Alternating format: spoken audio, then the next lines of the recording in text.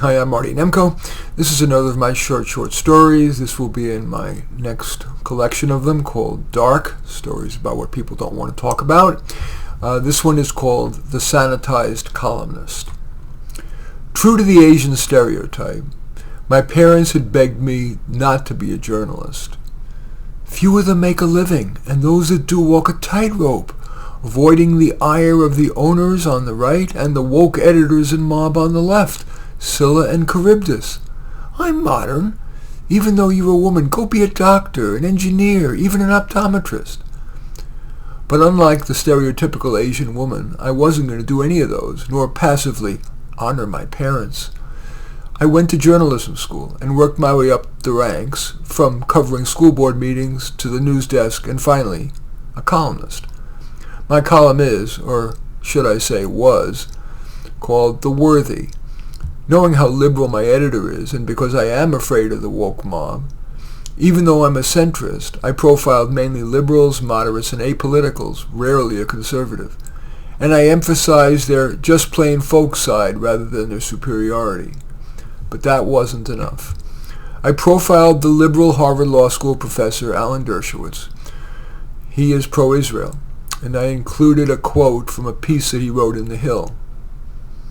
The Palestinians could have had a state with no occupation if they had accepted the Peel Commission report of 1938, the United Nations partition of 1947, the Camp David summit deal of 2000, or the Ehud Olmert offer of 2008.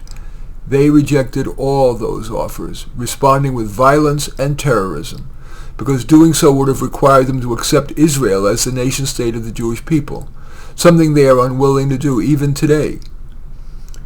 It is pro-Israel students who are silenced out of fear of being denied recommendations, graded down, or shunned by peers. Some have even been threatened with violence. Efforts have been made to prevent me from speaking on several campuses despite my advocacy of a two-state solution to the conflict. Anyway, that was the quote. The very same day, my editor, with a copy to me, was bombarded with emails from pro-Palestinian groups. Most of them use the exact same wording, so I'm guessing the group's leader sent them suggested wording. Here it was. In writing that abomination, Lily Sakai revealed herself as an anti-Muslim racist. We demand you fire her, or we will activate the 783,000 members of our collective aligned organizations to email everyone they know, urging them to boycott your magazine.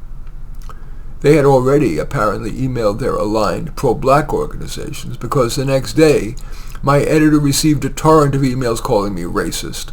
Its boilerplate? Sakai has only profiled black musicians and athletes. What a stereotype. What about black scholars and intellectuals such as Ibrahim Zindi, Ta-Nehisi Coates, and Chinua Achebe? In honor of President's Day, Sakai profiled George Washington, who was a slave owner. Yet on Martin Luther King Day, who did she profile? Jonas Salk. My editor called me into her office. You are our finest writer and a pleasure to work with. I'm not firing you or censoring you, but do you think it might be wise to be a little more careful? So I then wrote sanitized stuff, but apparently not sanitized enough. A few columns later, I wrote a profile of Jennifer Doudna, the Berkeley scientist in the forefront of gene editing, which promises to prevent or cure many diseases. Plus, how could the mob object? Doudna's a woman in a predominantly male, high-status profession. But they could object. With me now on the mob group's radar, they bombed my editor again. First, Sakai writes a positive profile of Dershowitz, snubs blacks, and now she profiles Doudna, the mother of the new eugenics. That's what Nazis believed in. Think of the racial implications.